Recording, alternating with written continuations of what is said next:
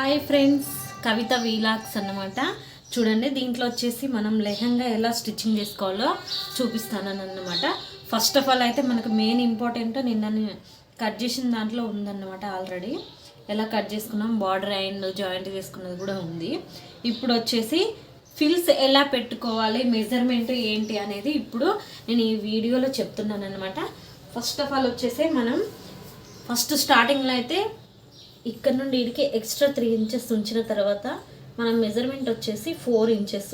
4 inches తర్వాత marking పెట్టుకున్నాక దానికి ఫోల్డింగ్ చేయడానికి పక్కన నుండి మళ్ళీ 1 ఇంచ్ ఎక్స్ట్రా, అట్లా మొత్తం ఇది మొత్తం కంప్లీట్ చేయాలన్నమాట. ఇప్పుడు 4 ఇంచెస్ తీసుకున్నాం, నెక్స్ట్ 1 ఇంచ్ అన్నమాట. ఇలా 1 ఇంచ్ ఎక్స్ట్రా పక్కన తీసుకున్న తర్వాత మళ్ళీ 4 ఇంచెస్, ఇలా 4 ఇంచెస్ తర్వాత మళ్ళీ 1 ఇంచ్ అన్నమాట.